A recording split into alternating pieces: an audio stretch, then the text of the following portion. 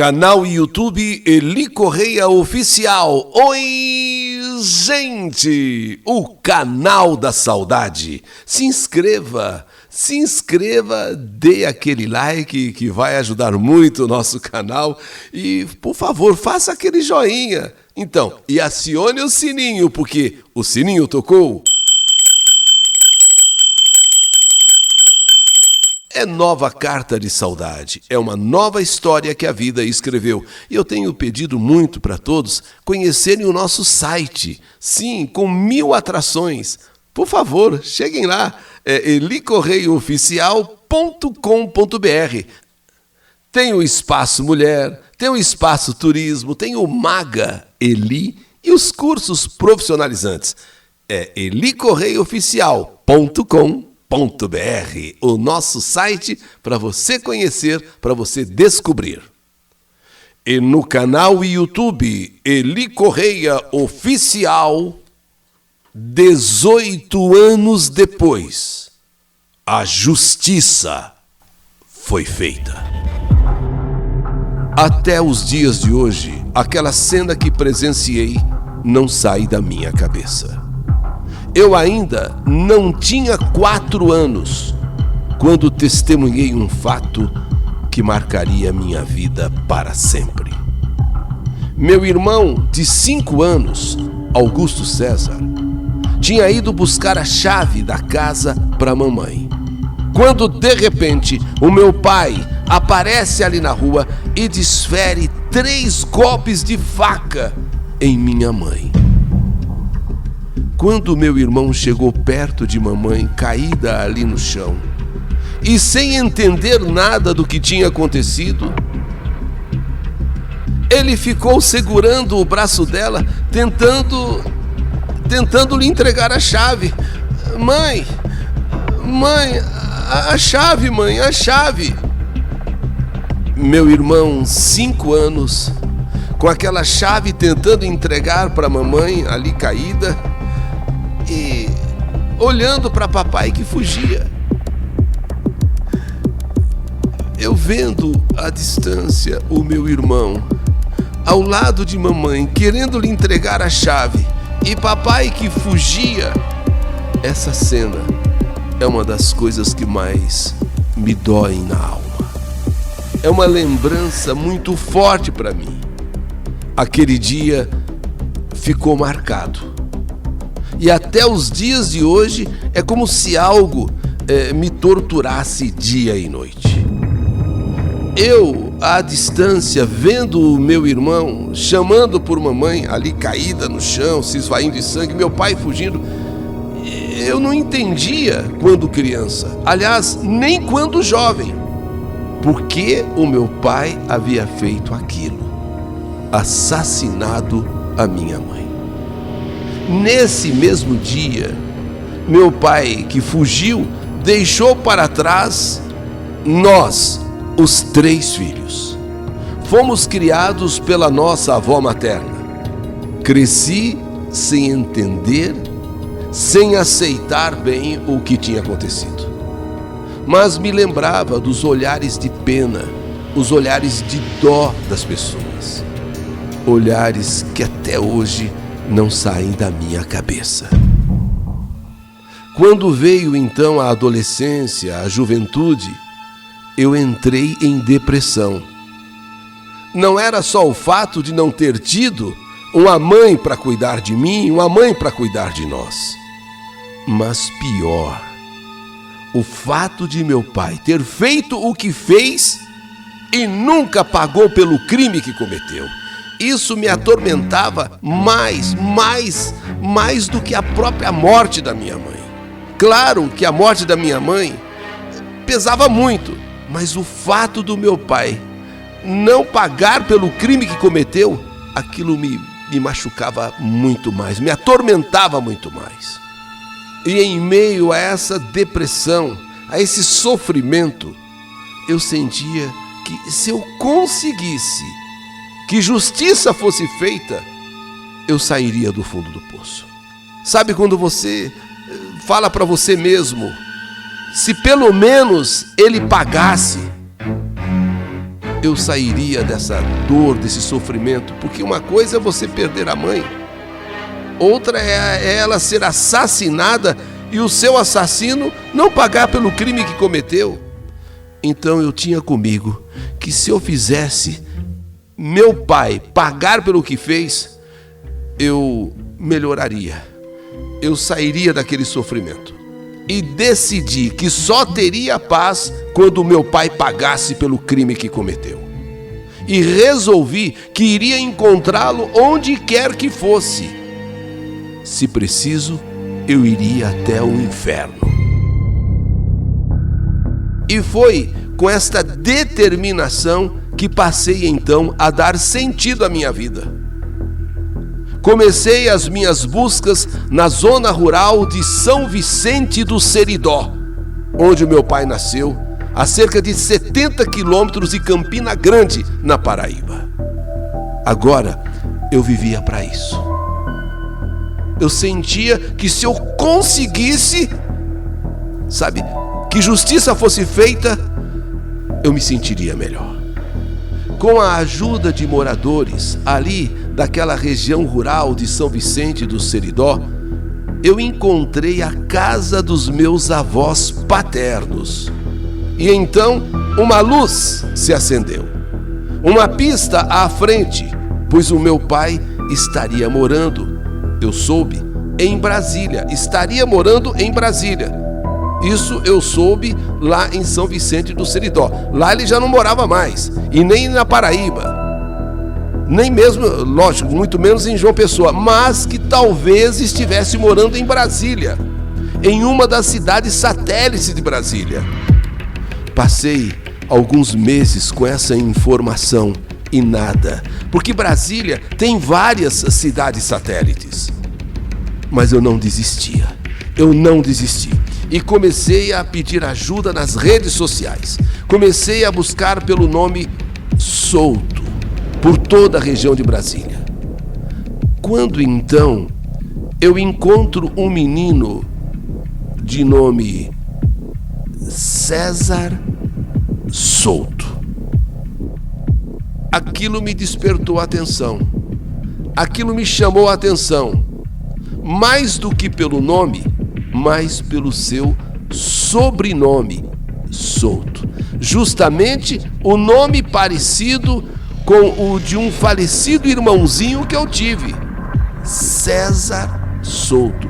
Coincidência, o sobrenome Souto e o meu irmão César. Então, eu procurei por esse menino através da rede social. Quer dizer, já não era bem um menino, já era um rapazinho. E me passei como se eu fosse pessoa da família.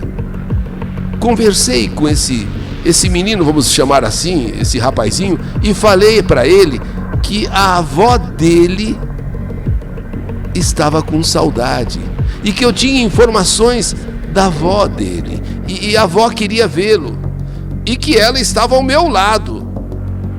Era só ele mandar uma foto dele e do pai e da mãe para a vovó, poder identificar, porque a vovó estava com muita saudade dele, a vovó não sabia onde encontrá-lo, e eu então consegui através, da rede social. Quando então ele manda a foto dele, do pai e da mãe. Quando eu vi a foto, eu comecei a tremer, a sentir o estômago embrulhado. Eu comecei a transpirar. Era o meu pai. Era Jurandir, o meu pai. Então confirmei que ele era o meu pai foragido com esta foto que este menino me mandou. E que meu pai tinha outra família, uma nova família. E com essa nova mulher, ele tinha 2 filhos, 2 meninos, um justamente o César e outra Patrícia. Detalhe, Patrícia, nome de minha mãe, assassinada por ele. Quer dizer, ele foge da cena do crime, deixa 3 filhos para trás, vai embora E de repente, em Brasília, numa das cidades satélites, ele se casa novamente. Tem 2 filhos, dando a um dos filhos, a menina, o nome da mulher que ele assassinou, o nome da minha mãe. Com calma, peguei o endereço. Pedi para o menino não falar nada para ninguém, não fala nada para ninguém. Nós vamos fazer uma surpresa, eu e a vovó. O local aonde o meu pai morava, onde o meu pai, vamos dizer assim, se escondeu, se casou, tal, formou uma outra família, Ceilândia. Ceilândia, uma das cidades satélites do Distrito Federal. Ceilândia. Ali ele trabalhava, ali ele morava. E nunca nenhum vizinho, nem mesmo a própria mulher, a própria esposa dele, sabiam do seu passado, do seu triste passado, do seu cruel passado, que ele havia matado a própria esposa. Vivia aparentemente tranquilo, frequentava uma igreja há 6 anos, para que não fosse cometida uma outra injustiça. Eu me certifiquei, com a ajuda de um policial, de que se tratava mesmo de Jurandir, o meu pai. Vamos que por coincidência fosse o mesmo nome, fosse o mesmo sobrenome. Então eu, com a ajuda policial, procurei me certificar de que realmente se tratava do meu pai. Tudo confirmado. 100% confirmado. Fui com urgência a Campina Grande, na Paraíba. Fui até o fórum de Campina Grande, orientado por um policial, e consegui um mandado de prisão atualizado. Com o mandado em mãos, foi montada uma operação com a inteligência do 8º Batalhão de Ceilândia. E o cerco foi fechado. Primeiro, eu fui falar com o pastor da igreja, onde o meu pai congregava, onde o meu pai era um dos membros. E contei para o pastor que o irmão Jurandir, primeiro, é meu pai. E falei também o que ele havia feito na Paraíba, e que era um foragido da justiça. E o pastor, a quem eu muito agradeço, ele me disse que se realmente fosse isso, ele ia fazer de tudo para que Jurandir, meu pai, se entregasse em nome de Jesus. E foi quando então o pastor chamou meu pai e a esposa dele, e diante ali das autoridades, inclusive diante de mim, que ele olhou e vagamente se lembrou. Ele olhou, sabe, como que se quisesse recordar alguma coisa, porque eu não tinha 4 anos quando o fato aconteceu. E agora eu já era um rapaz. Ele então, na hora, ele não identificou direito. Mas quando o pastor apontou para mim e disse o que eu tinha dito, meu pai não teve dúvida. Eu era aquele filho de 4 anos que ele havia deixado na Paraíba, abandonado com os meus irmãos depois do assassinato que ele cometeu. E não tendo como negar, ele confirmou para todos ali que realmente ele tinha cometido aquele crime no passado. Para todos que conheciam o meu pai ali na cidade satélite de Ceilândia, foi um choque. Ninguém acreditava que aquele homem bom, aquele homem trabalhador, aquele chefe de família dedicado, aquele pai amoroso, aquele esposo, atencioso, tivesse no passado cometido um crime com tal brutalidade, com tal violência. Então, o pastor o aconselhou que arrumasse um advogado e se entregasse. Hoje, meu pai está no presídio da Papuda. Finalmente, 18 anos depois, justiça foi feita. 18 anos depois do crime cometido, eu consegui sair do fundo do poço. Eu consegui respirar. Eu consegui sentir um alívio. Consegui superar a dor da morte da minha mãe.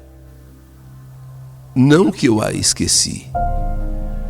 Não que eu deixei de sofrer pelo que lhe aconteceu naquela manhã, na minha infância. Ficar cara a cara com o assassino de minha mãe, meu próprio pai, foi como me libertar de um peso, me libertar de um fardo que eu carregava. Tenho certeza que a partir de agora vou conseguir levar minha vida com mais leveza, sabe, de maneira mais natural. A certeza que meu empenho não foi em vão. Não é vingança que procurei, mas foi justiça. Sim, justiça para que ela fosse feita, para que não ficasse em vão um crime cometido no passado pelo meu próprio pai contra minha mãe. Não estou feliz, afinal eu perdi minha mãe quando ainda era uma criança e quando tanto precisava dela. Mas pelo menos estou aliviado, porque meu pai está no lugar certo, está no lugar que deveria estar, na cadeia, no presídio, pagando pelo crime que cometeu. Eu me sinto melhor agora. Como disse, a tristeza da perda de minha mãe vai ser eterna. Vai ser uma saudade para sempre. Mas ao mesmo tempo, hoje eu me sinto bem, porque meu pai está atrás das grades.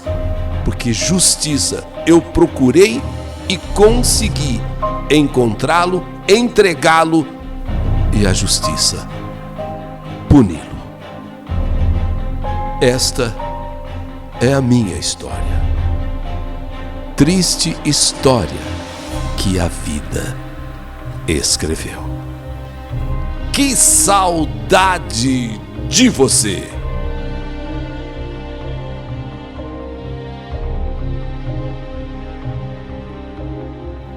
18 anos depois, a justiça foi feita. História do canal YouTube Eli Correia Oficial.